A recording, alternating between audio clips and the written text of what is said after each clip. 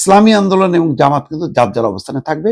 হয়তো কখনো ক্ষমতার প্রশ্নে, কখনো কোনো পলিসির প্রশ্নে দুইটা দলের মধ্যে ঠোকাঠুকি বাঁধবে।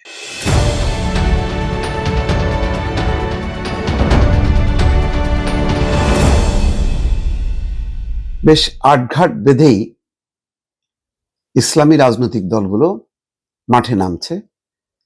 আসলে এই মাঠে নামাটা বিএনপিকে কিন্তু মোকাবেলা করা।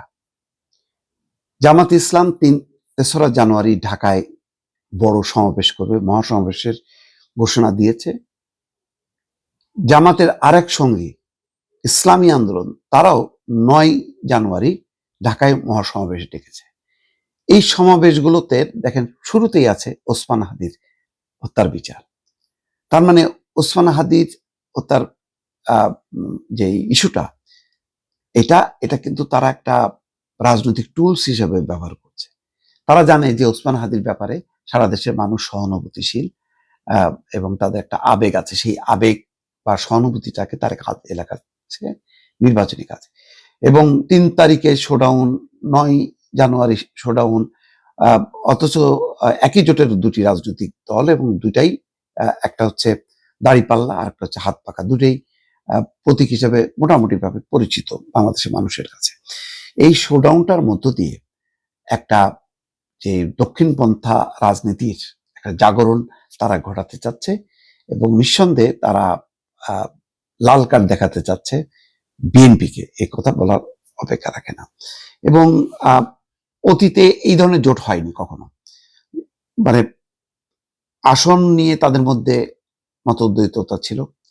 শেষ পর্যন্ত সম্ভবত 190টা মতন আসন জামাতের থাকছে, আর 110টা ভাগ হচ্ছে এই ইসলামী আন্দোলন, এনসিপি, তারপরে মামুনুল হকের খেলাফত, এই সব রাজনৈতিক দলগুলোর মধ্যে।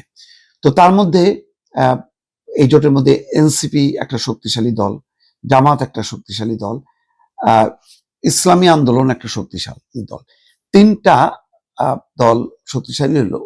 এর মধ্যে কিন্তু সবচেয়ে গুরুত্বপূর্ণ মানে জোটের সঙ্গী হচ্ছে 2টা, জামাত ইসলাম এবং ইসলামী আন্দোলন। এরাই ডমিনেট করবে।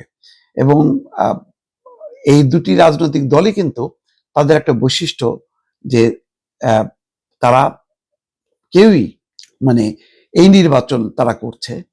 জামাত ইসলাম তাও একজন কৃষ্ণ নন্দীকে এনেছে, তার প্রার্থী করেছে, কিন্তু ইসলামী আন্দোলন তো এটা প্রশ্নই ওঠেনি। ইসলামী আন্দোলন আরো চরমপন্থার একটা রাজনৈতিক দল, কিন্তু 2টা দলের কেউই কোনো আসনে নারী প্রার্থীকে দেয়নি। তার মানে নারীর বিষয়টা তারা ভিন্নভাবে মূল্যায়ন করে। আর সেই দর্শনের মধ্যে আবার ঢুকে পড়তেছে এনসিপি, একটা লিবারাল মানে মধ্যপন্থার একটা গণতান্ত্রিক দল হিসাবে। তো এই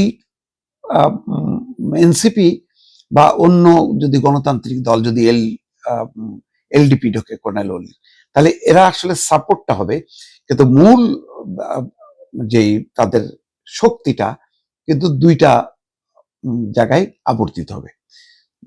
একটা হচ্ছে জামাত ইসলামকে কেন্দ্র, আর একটা হচ্ছে ইসলামী আন্দোলনকে। ইসলামী আন্দোলন এবং জামাত কিন্তু যার যার অবস্থানে থাকবে। হয়তো কখনো ক্ষমতার প্রশ্নে, কখনো কোনো পলিসির প্রশ্নে 2টা দলের মধ্যে ঠোকাঠুকি বাঁধবে। কিন্তু বাদলেও আপাতত যেহেতু বিএনপি একটা বড় রাজনৈতিক দল এবং শক্তি, সাধারণ মানুষের মধ্যে একটা তার বড় বেজ আছে, তারা হয়তো আবার নিজেদের অস্তিত্ব রক্ষার জন্য আবার একীভূত থাকবে। একীভূত থেকে জামাতের যে কৌশলটা হবে যে বিএনপিকে আরো পরাস্ত করা, এবং আলটিমেটলি যদি জামাতের নেতৃত্বের জোট যদি ক্ষমতা আসতে পারে, তখন কিন্তু জামাত এটাকে এককভাবে ডমিনেট করবে। তখন কিন্তু আর ইসলামী আন্দোলন এটাতে ঢুকতে পারবে না। কিন্তু জানুয়ারি মাসে এই 2 শোডাউনটার মধ্য দিয়ে, যেহেতু পরের মাসে ফেব্রুয়ারি মাসের নির্বাচন, এইটা একটা বার্তা দেবে মানুষের ধর্মীয় অনুভূতিকে তারা সুশ্রী দেবে।